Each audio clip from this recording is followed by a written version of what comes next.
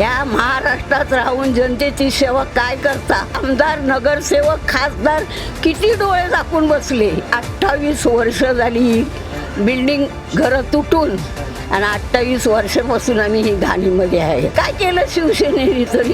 काय केलं मनसेने? कुणी काही केलं नाही. हे हळहळ तळतळाट घेतात आहे ना आमदार खासदार बनायसाठी आणि मंत्री बनायसाठी तुम्ही लोक धडपडताय. तुमचे घरदार चांगली राहू द्या, तुमची मुलं बाळं चांगली राहू द्या, गोरगरीब मेलं तरी त्याचं काय परवान, पण हाय बदलू लागणार म्हणजे लागणार गरीबाचा.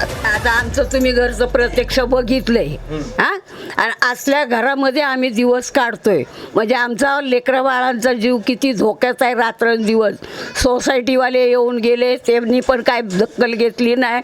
आमदार खासदार नगरसेवक सगळ्यांनी बघून गेले पण कुणी काय दखल घेतली नाही आहे. एखादी गरिबाची वस्ती कमावणारे नसली मुलं म्हणजे त्यांच्या घराची अशी दुर्दशा झाली तर आम्ही जगावं का राहावं का पळून जावं? आता हे आम्हाला प्रश्न रात्रंदिवस, आम्हाला झोप नाही का जेवण जायना झालंय. हां, सकाळी नाश्ता केलेला चहा बिस्किटवर अजून 3-4 वाजायला आले तरी अजून आमच्या पोटात अन्न नाही. ह्या घराचं एक टेन्शन आम्हाला लय मोठं आलं आहे, ह्या बिल्डिंगवाल्यांपासून आलेलं आहे. आणि ह्या बिल्डिंगला अलाउड कुणी दिली? सोसायटीवाल्यांनी दिली की नगरसेवक की आमदार की खासदार आणि इतर लोक येऊन राहिले तिथं? बिना घरदार नसताना, वस्तीत नसताना त्या लोकांनी घरदारं बांधून राहिले. त्यांचा पाठीमागून आम्हाला त्रास आहे आणि ह्या त्रासामुळे आमचा जीव धोक्यात आहे. मग ही सोसायटी किती डोळे झाकून बसले, आमदार नगरसेवक खासदार किती डोळे झाकून बसले आणि आता ह्यांना त्यांना पाठवतात. ते काय आमची दखल घेत आहे? प्रत्यक्ष येऊन सोय तरी करा, नाही तर आम्हाला उचलून कुठंतरी आम्हाला वस्तीला जागा तरी द्या की कुठं तरी 2 पैसे कमवून तरी खातील. नोकऱ्याचं परमनंट नाही आहे. माझी 2 मुलं कामाला नाही आहे आणि मी म्हातारी बाई आहे. एकच माझा मुलगा कामाला आहे. कसं आम्ही जीवन जगायचं? मग तुम्ही जनताचं काय सेवा करता? ह्या महाराष्ट्रात राहून जनतेची सेवा काय करता की जनता मारायचं, जनतेला पोचवायच्याच मागं लागल्यात. हां, मी सुनंदा साळुंखेबाई बोलते.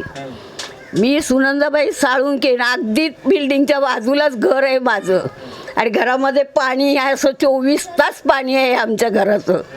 सगळ्यांनी आमचं व्हिडिओ कॅसेट करून नेलेलं आहे पण एकाने कुणी डोळे घेतले नाही. ह्या कानाने ऐकतात, ह्या कानाने सोडून देतात, पण दखल कोणी घेतली नाही. आज किती वर्ष झाली? 28 वर्ष झाली बिल्डिंग घरं तुटून आणि 28 वर्षापासून आम्ही ही घाणीमध्ये आहे. मग ह्याची दखल कुणी घ्यायची? सरकारने तरी घ्या, नाही तर गव्हर्नमेंटने घ्या, नाही तर कुणी तरी घ्या. आता कोण उभं राहिलेलं मध्ये काय SR वाल्यांकडं तिथपर्यंत गेलो आम्ही, तरी पण SR वाल्यांनी आता दप्तर झाकून ठेवलंय.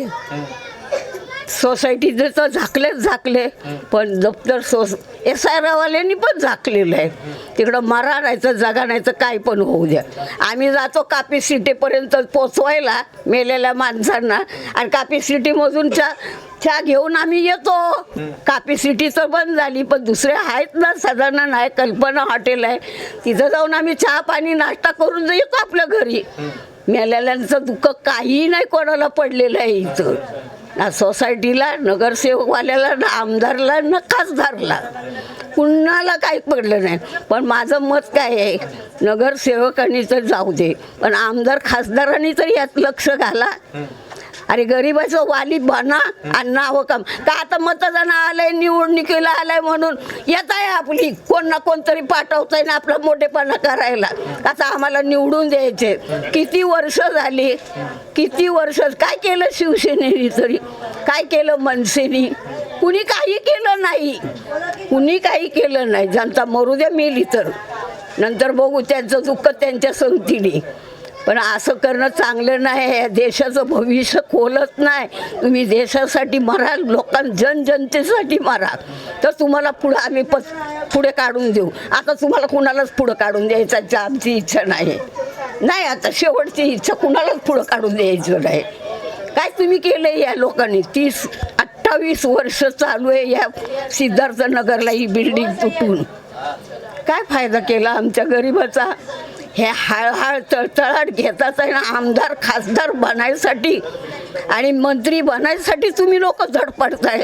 तुमचे घरदारं चांगली राहू द्या, तुमची मुलं बाळं चांगली राहू द्या, गोरगरीब मेलं तरी त्याचं काय परवा, पण हाय हाय बदवयो लागणार म्हणजे लागणार, गरिबाचा कधी वर येणार नाही, हे माझं म्हणणं आहे.